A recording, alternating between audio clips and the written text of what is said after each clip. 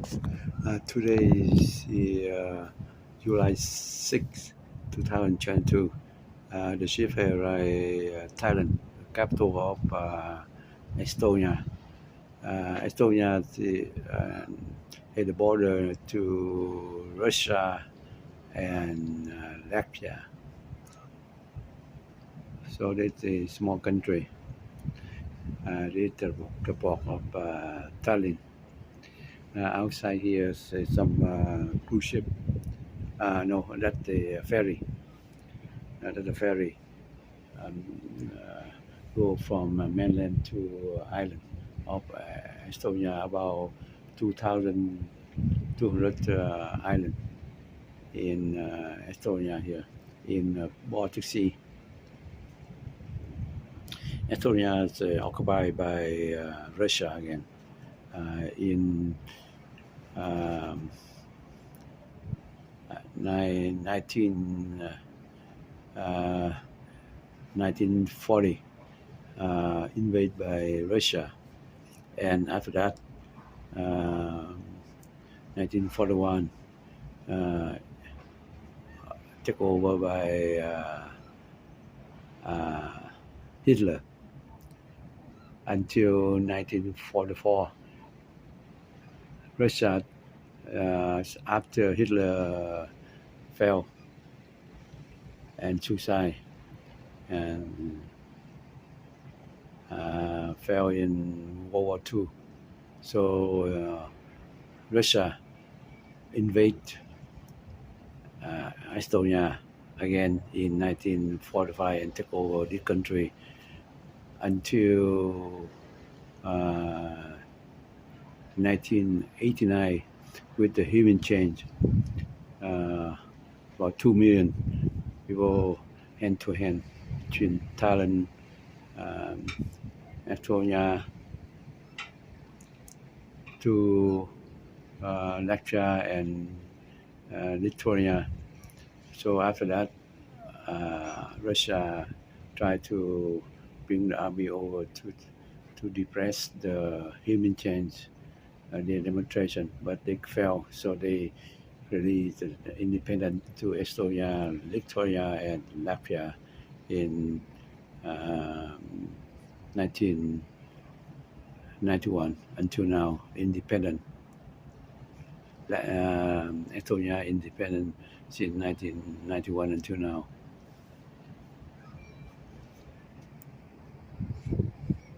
Again, this capital Tallinn, capital of Estonia.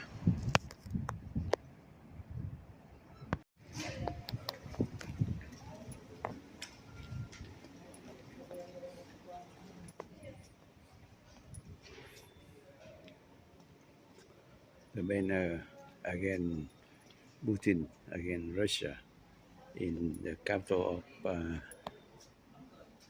Tallinn, Estonia.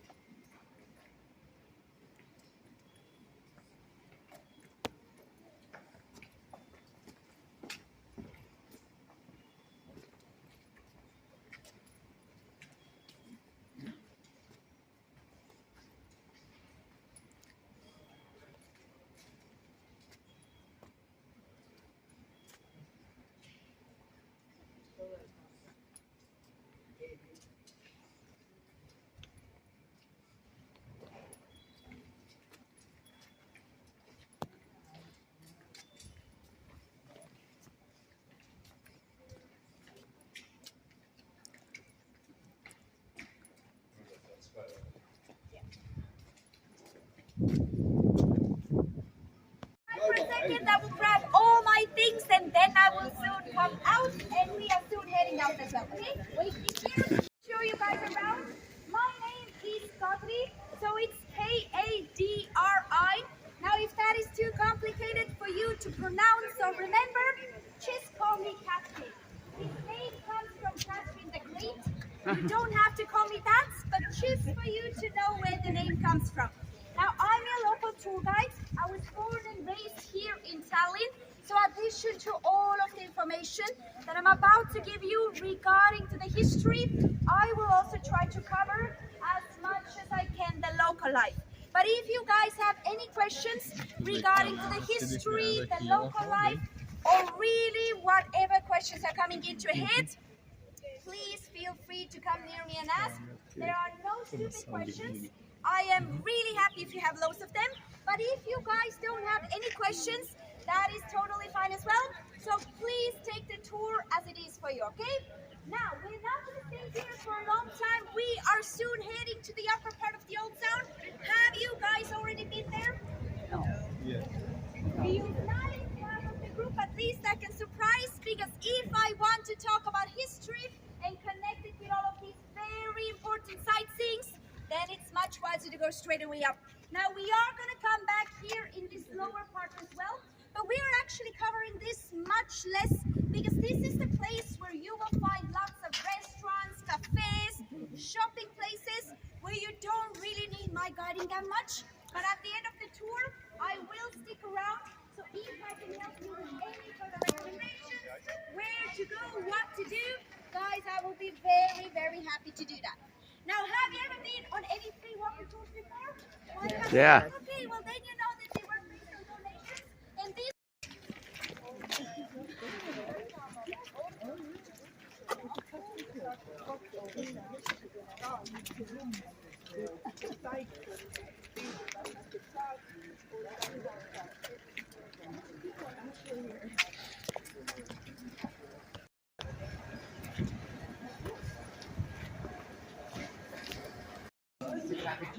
Yes, literally.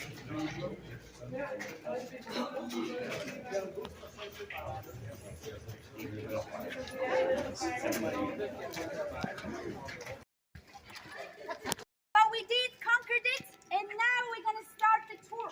So if you guys are ready, I will try to do impossible. I will try to fit 800 years of Estonian history into 5 minutes. Ooh. But I have this timeline here that is going to help me. And guys, if you're not going to see it so clearly all the time, please don't worry about it. Pretty long. Now the very first ones who came and occupied us, the green line right over here, were the Danes. Now the Danes sailed here over the ocean in 1219 together with their king Valdemar II.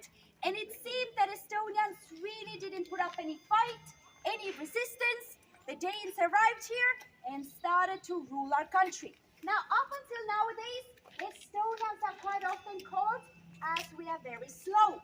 We talk very slow, we think very slow, we even walk very slow.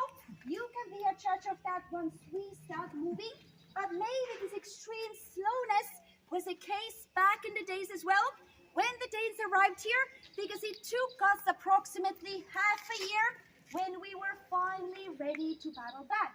We had some meetings, we gathered some troops, so finally Estonians were truly ready. And of course, that caught the Danes out of guard. They didn't expect anything like that to happen anymore. And that's one of the main reasons why Estonians were about to win. But on the very last moment, the Danes gathered their strength and they won us. Now guys, here in this timeline, you will also see how the green line overlaps with this very long gray line as well. Now this was War Brothers or Livonian Order. This actually over here wasn't a country. This was a religious group that came from Germany, and originally they occupied one part in Latvia because they heard that people in Latvia are not very religious. So while they were so close to us already, they also heard that people here in Estonia, we are not very religious. we are not very keen churchgoers, so they felt that it's their duty to occupy one part of Estonia as well and start bringing the religion here. So if we are walking here in the old town, maybe you guys have already noticed that we have so many churches here. In almost every corner you look, with an area that is really, really small, and with our nation that up until nowadays are being called as the last pagans in the world. So even though this religious group really wants to bring the religion here, they didn't really succeed that much. And about this being the last pagans in the world, don't worry guys, we're not doing any strange pagan rituals here at home, not that least I know of. But it's just a word that people really love to tease us, because honestly here in Estonia, we truly are not visiting churches that often. Now, in the middle of this timeline, you will see this very bright yellow line as well. So during the 16th century, another very peaceful, neutral Scandinavian country came and occupied us, Sweden. And of course, lots of bad things happened during this occupation. But if Estonians are looking back, we are actually calling these times as good old Sweden times. And one of the main reasons why we are doing this was because Swedes were kind enough to build the very first university into Tartu. Have anybody been here in Tartu? No. No one. Tartu is the second biggest city in Estonia, and having the very first university over there really started our cultural movement. And that's one of the main reasons, if we are looking back, we are really not doing this in a very great anger. Now, you can also see this very long red line in the timeline as well. So during the 18th century, Russia comes under Russian Empire. Now, this is something that people are usually very, very aware of. I still get this question nowadays, believe it or not, is Estonia Russia? So I hope none of you believe that here today. But as we have been under Russia for such a long time, I also kind of understand where these assumptions are coming from. Now guys, at the end of this timeline, you will see those two thin blue lines as well. These are Estonian independences. We have had two of them. Now our very first independence came 1918. And if we're historically thinking, how did the first independence could happen? Then the First World War had started. Russia had their revolution in 1917. So Russia had so many other things to concentrate with. And that gave Estonia a chance to declare the very first freedom. Now, sadly, it didn't last for a long time, because when the Second World War started, we were again under Russia, but this time under Soviet Union regime. And sadly, I am not done with the occupations just yet. We have had two more.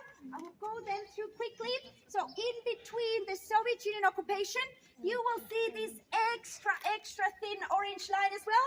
So guys, in 1941, guess who came? Germany. Very good, Nazis Germany. And this is actually very interesting, because when the Nazis arrived here, Estonians were really happy. We were celebrating that they arrived, because we thought that the Nazis are freeing us from the Soviets.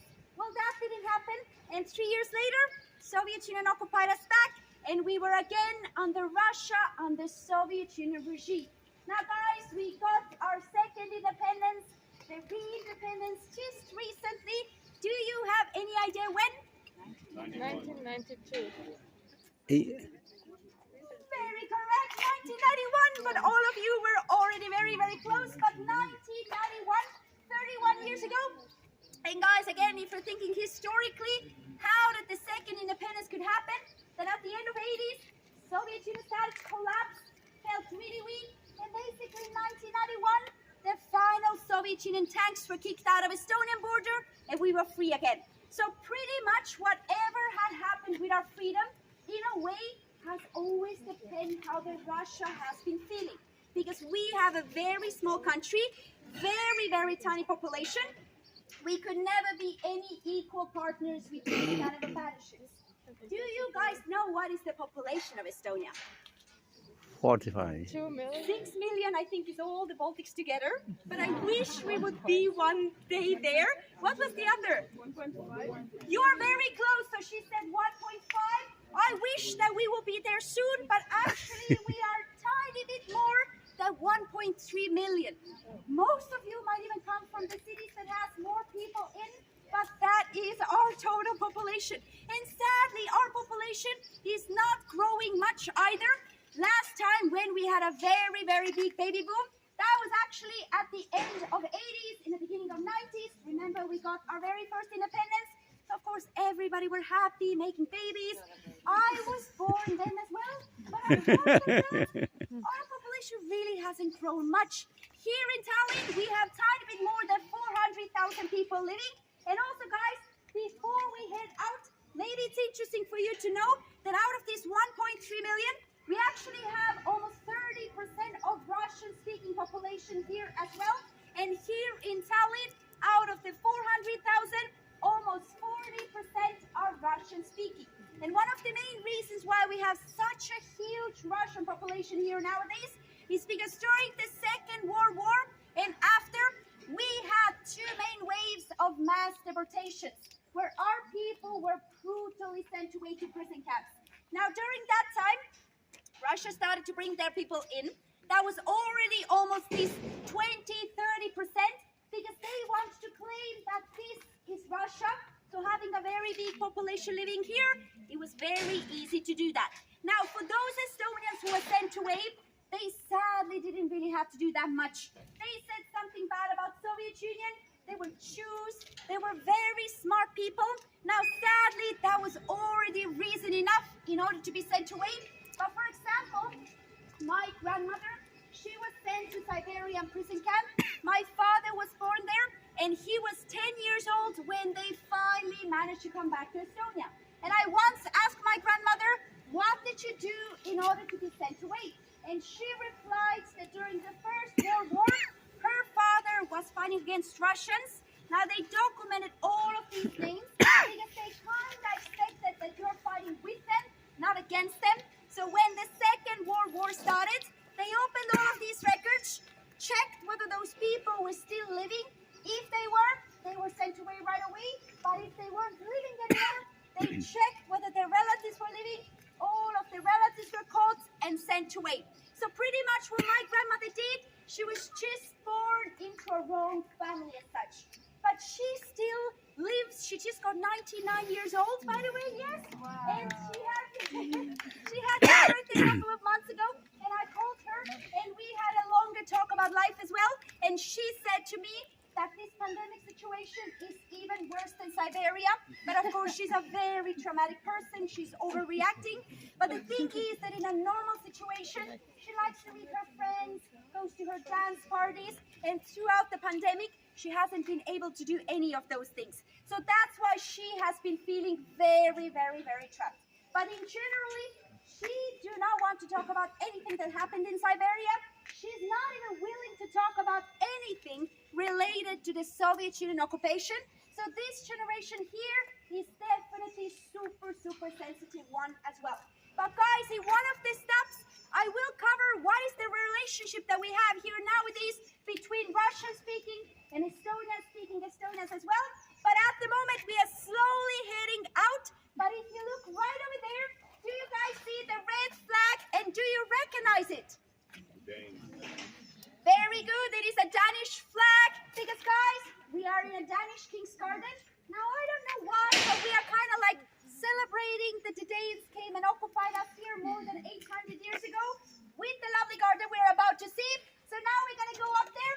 And guys, if you have any questions, something is unclear, or you simply want to know more, please always come near me, okay? I will come through.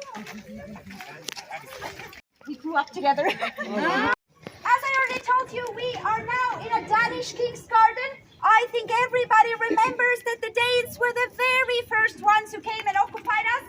And we have this battle between them that the Danes eventually won simply because they were stronger. However, if the Danes are explaining how they won the battle, this is not a story that they want to tell. They really want to tell one legend that I'm going to show you a picture of. Can you see it over there? More or less, please come nearer, okay? So guys, this is the final moment of this very, very famous battle. And as you can see, the day was a very gloomy one.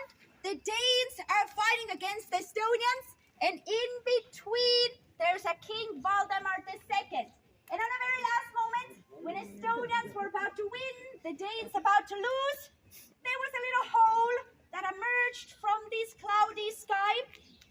Danish flag fell from that hole. King Valdemar II, of course, caught the flag with his own hand, and he starts explaining that this is some sort of a divine sign, and because of that, he rallies his troops to the victory.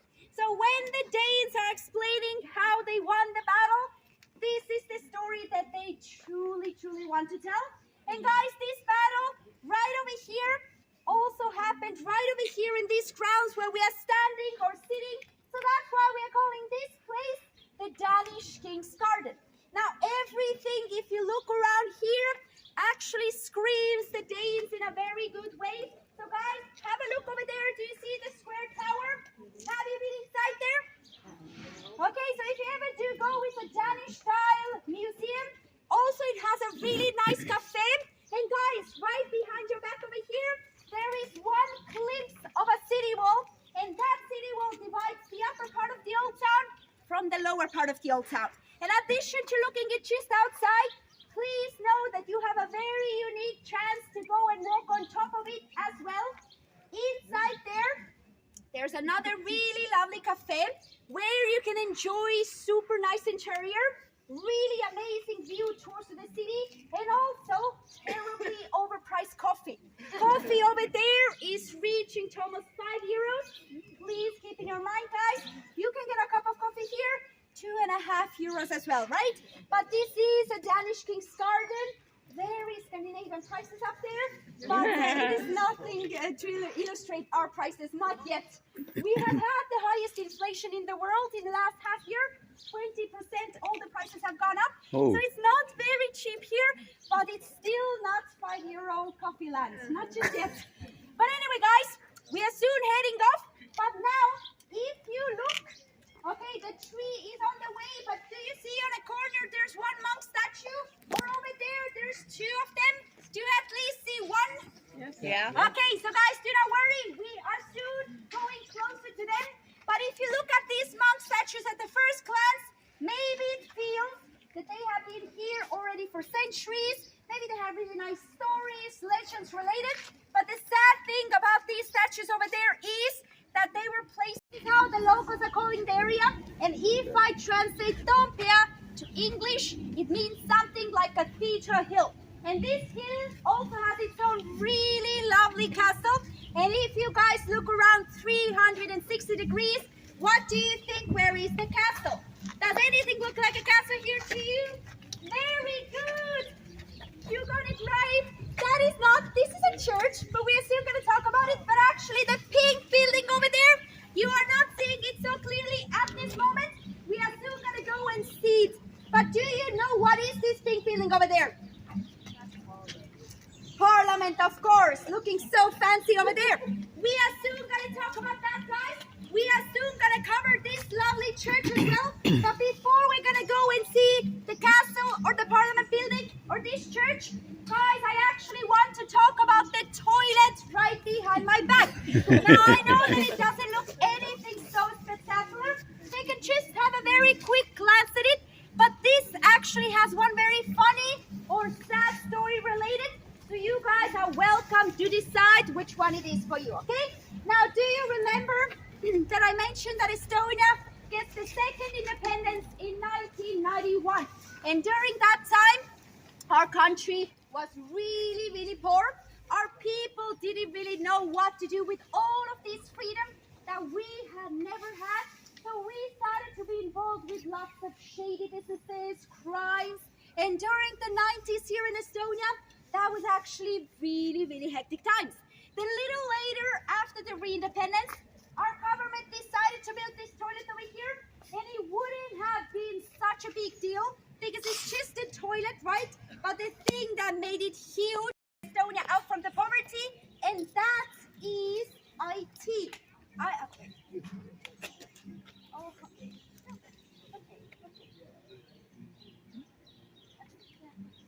So he's I don't know what he's doing, but he's bringing me things and he's not leaving until he gives me something. So today I have this, which I really don't want. Okay, but I will keep it until at least he's thrown away. Anyway, guys, the IT, okay? I think nowadays everybody are very well aware of Estonia being a very big digital country. We actually changed our constitution as well. We added this line that free internet is a basic human right. And we also have a saying here that every second Estonian has a startup. If you don't have a startup, are you even a real Estonian? And guys, there are so many success stories coming from Estonia as well. So for example, do you know that Skype was invented here? Yes. Maybe you have also transferred your money via TransferWise or nowadays Wise app. Have anybody used it? Did you know that it's Estonian? There you go. And also if you see taxis driving around that has Bolt written on top, that is also our taxi company. And also guys, keep your eyes open because in the last couple of months we have started to test the self-driving buses right here in the old town. So if you happen to see a very weird looking bus that doesn't have any driver inside, do not worry. We are testing them and I think soon they're going to be more out and about in a traffic as well. And who have seen these white robots driving around? You have, very nice. They are basically delivery robots. Whatever can fit into that small robot, they are delivering. Mainly it's food. But anyway guys, I promise that all the other stuff I'm going to show you, they are looking so much nicer. Now we're going to go and see the castle and then we're going to just right behind my back. That is the little remaining that once was a really lovely and big glorious castle. But there is so much more remains from the castle than just this tower over there. So that's why guys, I'm going to show you another picture. So the tower behind my back is on the left side of this picture. You can see it, right? Yes, you can. Okay, I will throw around. So if you guys would go down there, or if you can fly, you can see the exact same lovely view. Everything here still remains. Now guys, the tower behind my back, this also has its own name. Like all the towers here in the old town, they have their own special names. That one over there, it is Tall Herman's Tower. Now if you look on top of Tall Herman's Tower, now the wind is not really in our favor, but can you see that there is a Estonian flag flying over there? Can you guys see that we have three colors on our flag? Blue, black and white. What do you think? What does the blue indicate over there? Water or sky. We do sometimes have blue skies here. Not very often, sadly, but sometimes.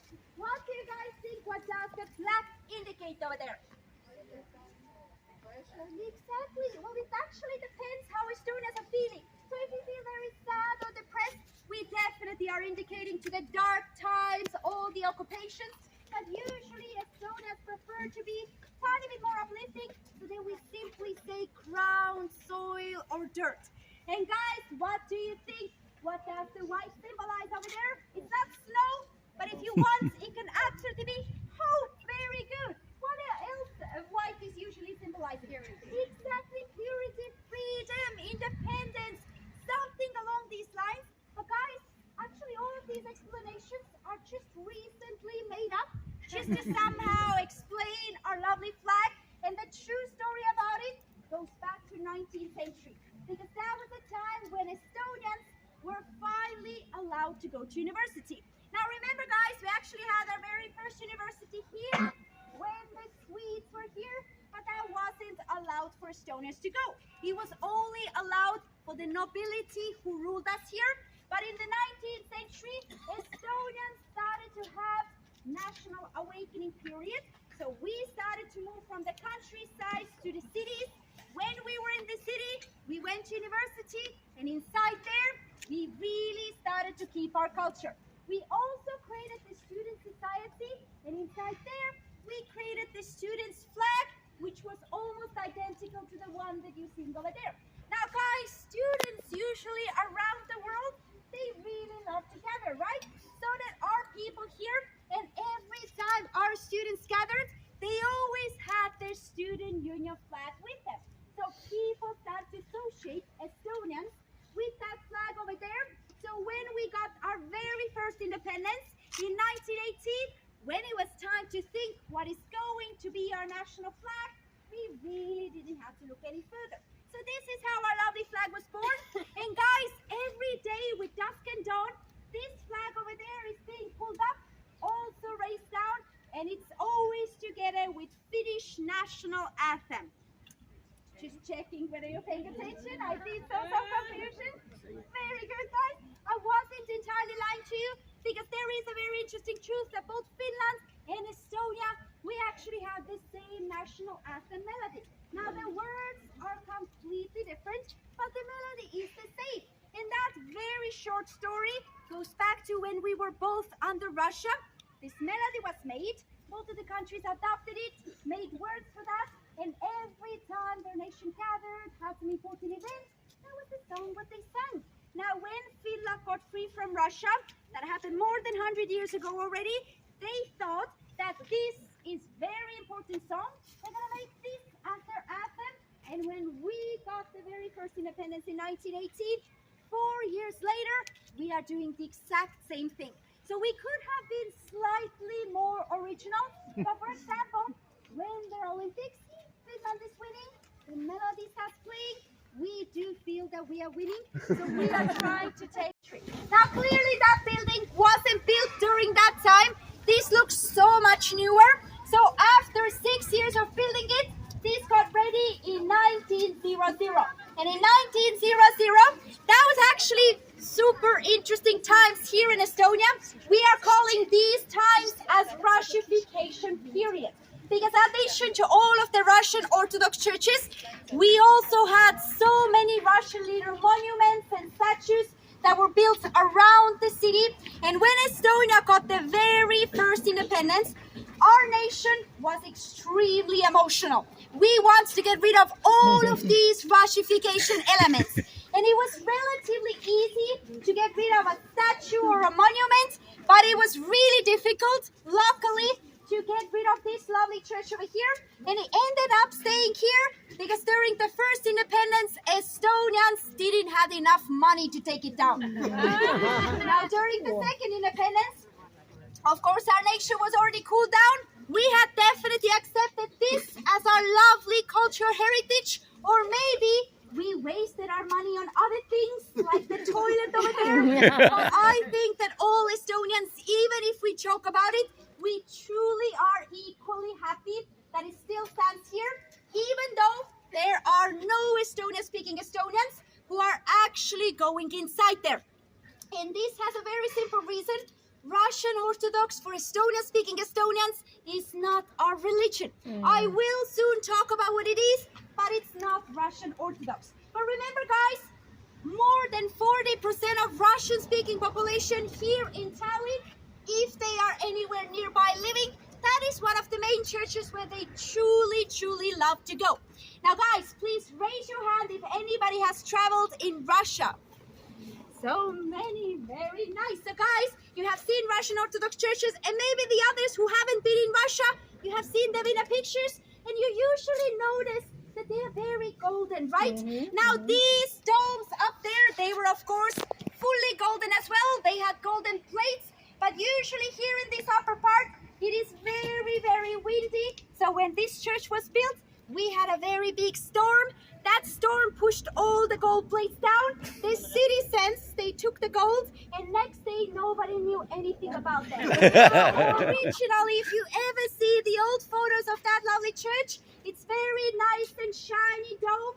But I actually like the black one as well. I think it's very nice and unique, okay? But anyway, guys, as I already told you, you are more than welcome to go inside. But before we enter, a couple of things for you to know. First of all, this church looks very big, but if you go inside, you notice you don't need more than 5 minutes to just look it around. But take up until 10 if you want, okay? Secondly, ladies, if you can, please cover your hair, because in Russian Orthodox, women hair are very seductive. So if you can, please cover them. If you cannot, do not worry, you are nevertheless welcome to go inside, okay? But guys, if you are wearing hats, please take them off. I do not know why your hair are not seductive, but they are definitely going to say something to the guys if you go your head covered, okay? Then also, sadly, there are no pictures allowed to take inside. Please don't make them. And then if you want to wear your face mask, go ahead. It's probably gonna be very crowded, but you don't have to do that here in Estonia anymore, okay? So, should I count you as well? I will count you. I will start with you. 1, 2, 3, 4, 5, 6, 7, 8, 9, 10, 11, 12, 13, 14, 15, 16, 17,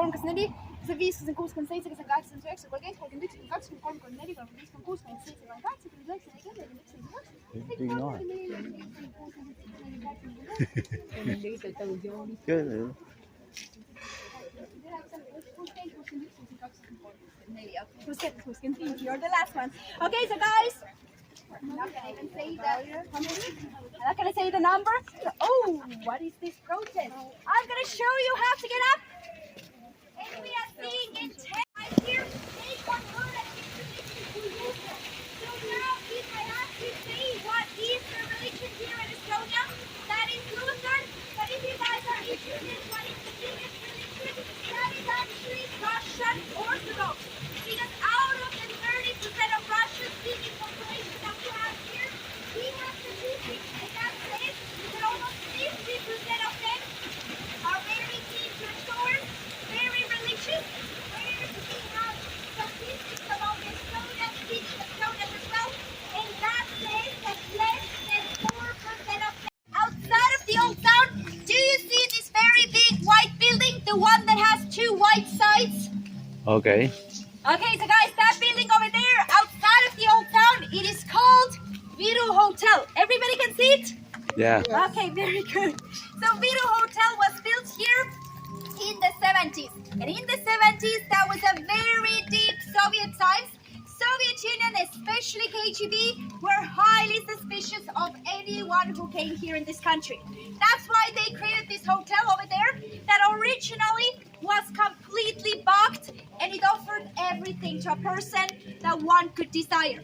Now, inside of the hotel, they had cafes, restaurants, a hairdresser, even a dentist, because KGB wants to make sure that if a person goes inside there, they wouldn't feel any need to go out.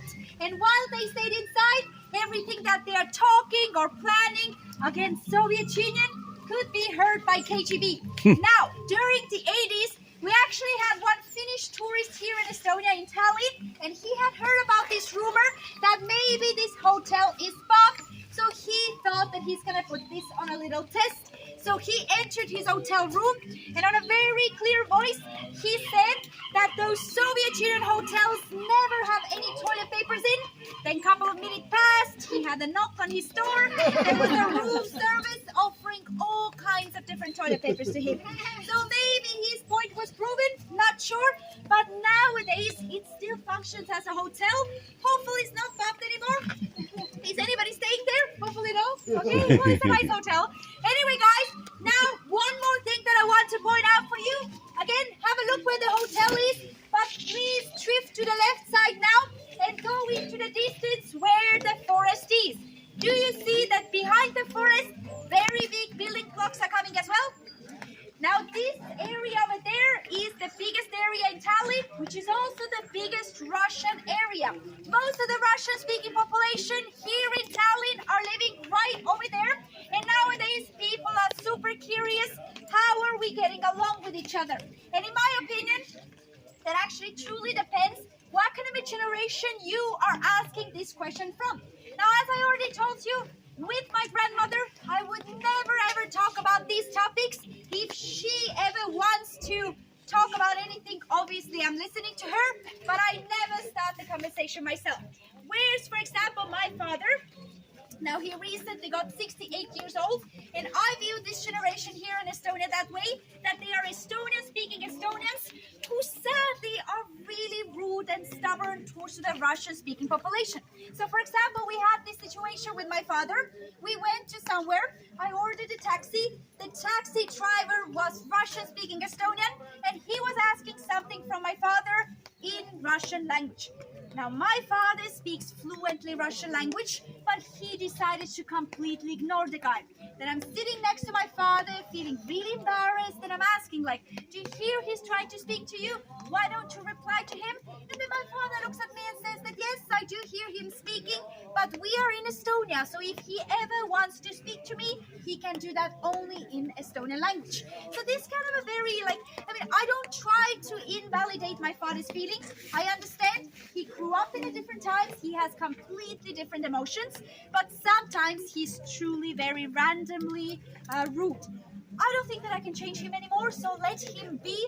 But guys, the good news is that among the younger generation, this situation is getting so much better. However, we are not overly mingling with each other, but it's not because we don't like each other. Nowadays, the reason why we are not really communicating is because of the language barrier. We have a pretty high language barrier. Most of the Russian-speaking population here do not speak Estonian language fluently.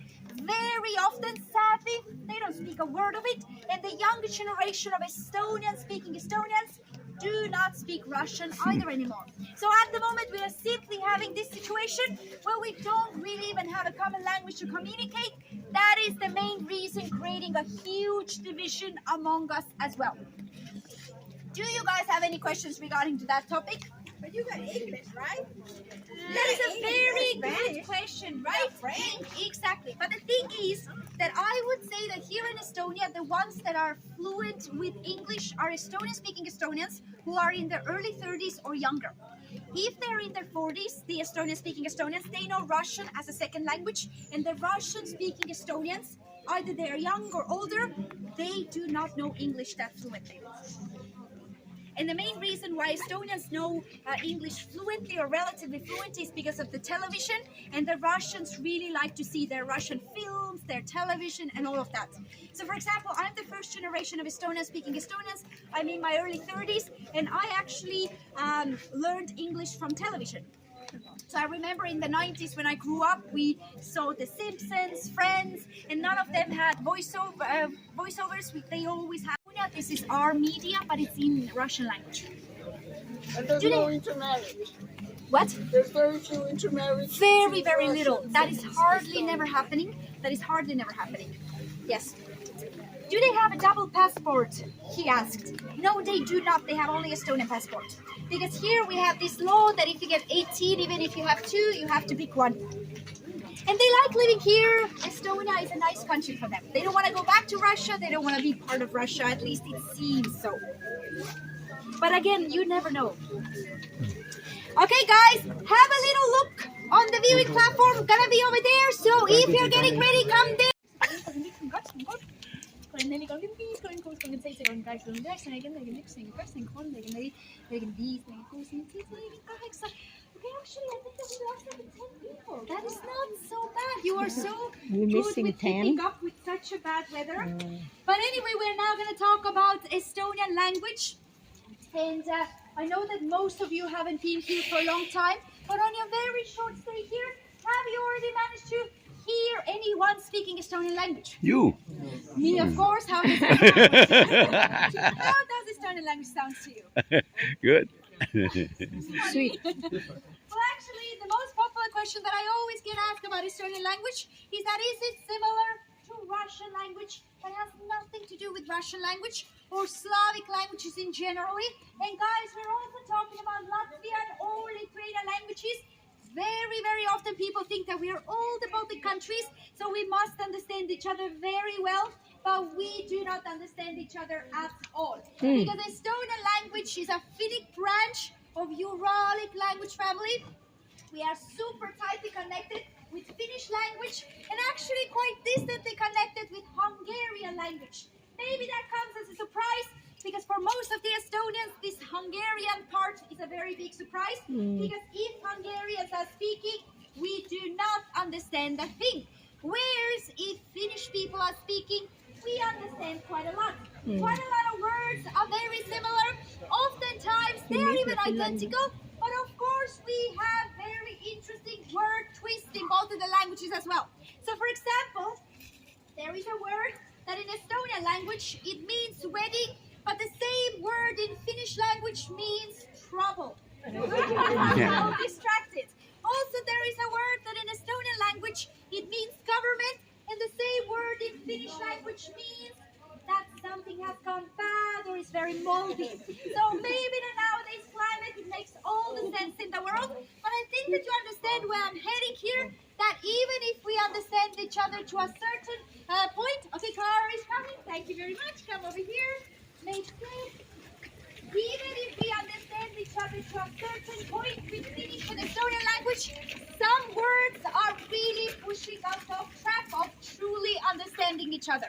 Now, guys, if you ever want to learn Estonian language, truly good luck to you. It is so complicated language to learn. And one of the main reasons that makes it so complicated is because even if you learn one Estonian language word, you know how to write it, how to pronounce it, like everything seems to be okay with it.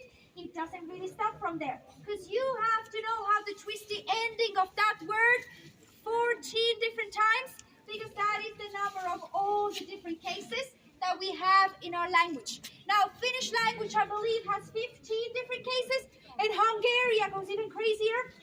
Is anybody Hungarian here? In my knowledge, they have almost 20, so compared to that, our 14 is not that bad. But if you start learning the new language, I can only imagine how hard the 14 can be as well. Now, there's actually one interesting thing that makes our language tiny bit easier to learn, and that is the fact that here we do not distinguish sexes. I think that's really amazing. So for he and she, we only have one word that we are saying. Car is coming again, guys. So one word that we are saying, so do not distinguish sexes. And also one interesting thing about our language is that we don't have any future tenses here. So there's this saying that Estonian language, no sex, no future. Maybe that also explains our 1.3 million, not sure, but it's really, really interesting language to learn. Now guys, I will teach you the basics of Estonian language. Hello, thank you, goodbye. If you want to know anything else, simply ask, and then I will teach you 2 of my favorite words in Estonian language as well, okay? But let's start with the basics, okay? So if you guys want to say hello here, you can say tere. Tara? Very nice, guys. But tere has become very official thing to say here in Estonia. So if my friends are saying tere to me, that makes me really sad, and I'm thinking like, don't they want to be my friends anymore? I am traumatic as my grandmother. So if you happen to know already anybody here, you can simply say ciao. That's Ciao, easy, right? ciao. But guys, do not say ciao to someone you do not know here in Estonia, because then Estonians will think 3-4 days, where did I knew them? We are very, very easily confused, so then stick to tere. If you want to say goodbye, that is nägemist. Nakamit. Very nice pronunciation that I hear here. If anybody, if you know anybody already, ciao will absolutely do. And thank you is aitäh. Aita. Very nice, guys. So based on the 3 words I taught you, how does Estonian language seem to you? Very easy, very complicated, something in between.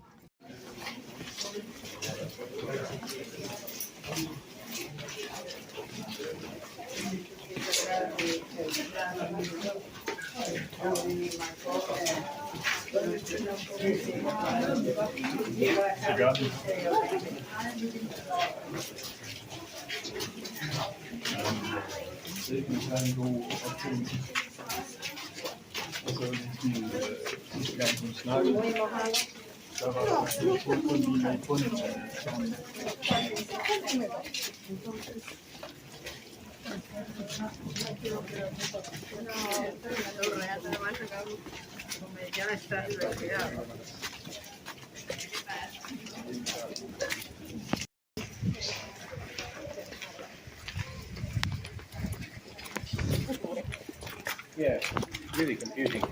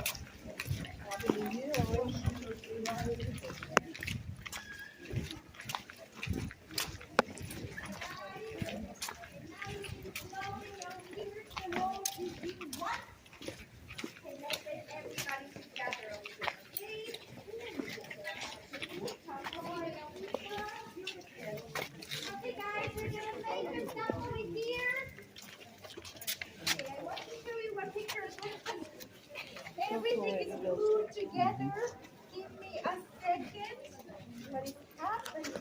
Oh, good. Okay, now I got a hang on it.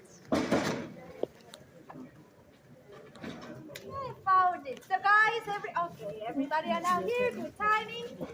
So guys, we're now going to talk about food because usually when you're traveling, food is something you really want to experience, right? If you're asking me what is traditional Estonian food, I really have to disappoint you because we don't have anything like that here. Our food is super heavily mixed with Russian cuisine, with German cuisine. So in a whole our kitchen. Now we're not really offering these foods that much outside, but the number one food that you can get in a restaurant could actually